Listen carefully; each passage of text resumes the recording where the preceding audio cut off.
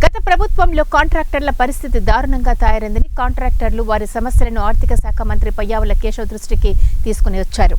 కర్నూలులోని ఓ function హాల్లో ఆంధ్రప్రదేశ్ రాష్ట్ర building contractors association రాష్ట్ర స్థాయి సమావేశం నిర్వహించి నూతన డైరీని ఆవిష్కరించారు. కార్యక్రమానికి బీజేపీ ఎమ్మెల్యే విష్ణుకుమార్ రాజు పాల్గొని మాట్లాడుతూ గతంలో తాను చేసిన కాంట్రాక్టు పనులకు సంబంధించిన డబ్బులు ఇవ్వాలని గత ముఖ్యమంత్రి జగన్మోహన్ రెడ్డిని అడిగితే ఎవరి హయాంలో పనులు చేశావో వారిని అడగాలని చెప్పడం హాస్యాస్పదంగా ఉందన్నారు. తనకు రావాల్సిన 90 కోట్ల రూపాయలు బిల్లు రావాలంటే వైసీపీలో చేరాలని చెప్పారని విష్ణుకుమార్ రాజు తెలిపారు. కార్యక్రమానికి ముఖ్య అతిథిగా వచ్చిన ఆర్థిక శాఖ మంత్రి మాట్లాడుతూ గత ప్రభుత్వంలో వ్యవస్థలన్నింటినీ నాశనం చేశారని అన్నారు. వాటిని ముఖ్యమంత్రి చంద్రబాబు నాయుడు కేంద్ర ప్రభుత్వ సహాయంతో దారిలో పెడుతున్నారని తెలియజేశారు. కాంట్రాక్టర్ల సమస్యలు పరిష్కారం చేస్తామని, వారికి రావాల్సిన బిల్లులను విడుదల చేస్తామని హామీ ఇచ్చారు. గ్రామ పంచాయతీలకు స్వేచ్ఛ ఇచ్చిన విధంగానే మున్సిపాలిటీ పరిధిలో జరిగిన పనులకు సంబంధించిన బిల్లులను ఆ మున్సిపాలిటీ అధికారులే డబ్బులు ఇచ్చే విధంగా మారుస్తామని మంత్రి పయ్యావుల కేశవ్ తెలియజేశారు. వర్క్స్ కంప్లీట్ చేసేసి లబ్ధిదారులకు ఇచ్చి లబ్ధిదారులు దాంట్లో దిగిపోయారు కూడా 2.5 సంవత్సరాలైంది. 2.5 సంవత్సరాల నుంచి మాకు సుమారు 88 కోట్ల 90 కోట్ల రూపాయల పేమెంట్ పెండింగ్ ఉంటే జగన్మోహన్ రెడ్డి గారు ₹1 కూడా పేమెంట్ రిలీజ్ చేస్తాం, తప్పనిసరిగా చేస్తామన్నారు.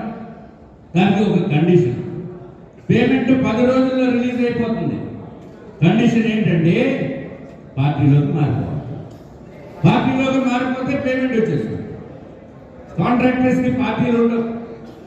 అట్లాగే విశాఖపట్నంలో 250 మంది మా విశాఖపట్నం మిత్రులు ఉన్నారు, కాంట్రాక్టర్స్ ఉన్నారు. వాళ్ళకి పార్టీలకి ఏమీ సంబంధం లేదు. అయినా సరే పేమెంట్లు పెండింగ్ ఉండిపోయాయని చెప్పి ఆనాటి విజయసాయి రెడ్డి గారు, తర్వాత బొత్స సత్యనారాయణ గారు నాకు మంచి మిత్రుడైన వాళ్ళు, మీరు పార్టీ మాటలో జాయిన్ అయిపోండి, వైఎస్ఆర్సీపీకి మీకు పేమెంట్లు ఇచ్చేస్తామన్నారా లేదా? అంతే, మొత్తం 250 మంది జాయిన్ అయిపోయారు. టోటల్ హోల్సేల్గా జాయిన్ అయిపోయిన డబ్బులు ఇచ్చారా? నో డబ్బులు ఇవ్వరా. ఇప్పటికీ కూడా డబ్బులు ఇవ్వనటువంటి పరిస్థితుల్లో చెప్పి మోసం చేసిన పార్టీ ఏదైనా ఉందంటే అది వైఎస్ఆర్సీపీ. అదే ఇవాళ రాష్ట్రంలో అనేక సార్లు చెప్పారు మన పరిస్థితి ఎక్కడ ఉన్నాం. మనం దాదాపు 10 లక్షల కోట్లకి అప్పులు చేరిపోయినాయి. 10% వేసుకోండి, 7% చేయాల్సినటువంటి అప్పులు ప్రభుత్వం 11 దాకా వెళ్ళిపోయింది. నిమిషానికి కూడా రాష్ట్ర ఆర్థిక పరిస్థితిని బేరేజ్ వేసుకుంటూ నడపాల్సినటువంటి పరిస్థితుల్లోకి నెట్టేశారు రాష్ట్రాన్ని. మీకోసం ఇక్కడ జేజేఎం కాంట్రాక్టర్లు ఎవరైనా ఉన్నారా? జల్ జీవన్ మిషన్ ఉన్నారు. ఇవాళ మీకు ఫ్లో స్టార్ట్ అయిందా?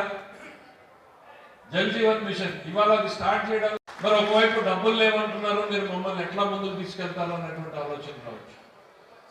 ఇవాళ ఎకానమీలో ఫార్చునేట్లీ భగవంతుడు కొద్ది మేరకు మనకి ఇచ్చినటువంటి అవకాశం, కేంద్ర ప్రభుత్వం కూటమిలో భాగస్వామ్యం కావడం, వాళ్ళు మనకి ఐసీయూలో ఉన్నటువంటి పరిస్థితుల నుంచి ఆక్సిజన్ అందించేటువంటి స్థితికి తీసుకొచ్చారు. న్యూ ఇయర్ అడిగితే తెలుగు సంవత్సరానికన్నా ఇవ్వండి సార్ అని.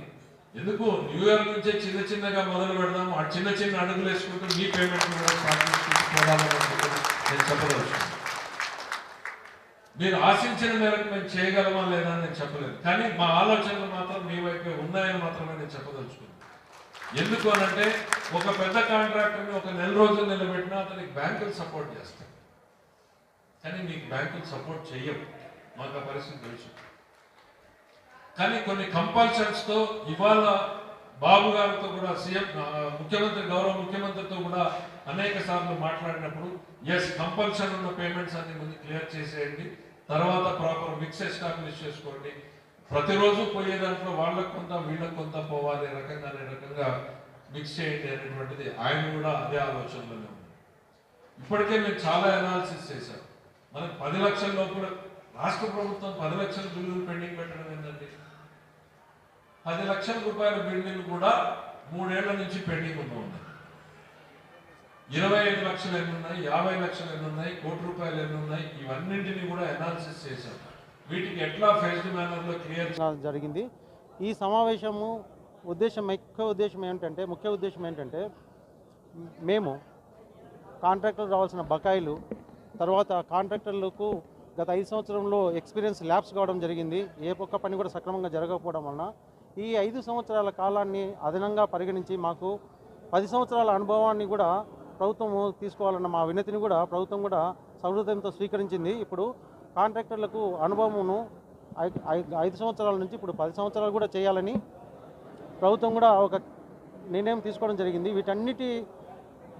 వీటన్నిటి సాధించడంలో మా స్టేట్ కాంట్రాక్టర్స్ అసోసియేషన్ పాత్ర ఎంతైనా ఉంది. అలాగే మేము కోవిడ్ రిలాక్సేషన్ జీవో కూడా తీసుకురావడం జరిగింది. ఎందుకంటే 5 సంవత్సరాల నుంచి ఇక్కడ పనులు సకాలంలో జరగలేదు, సక్రమంగా జరగలేదు.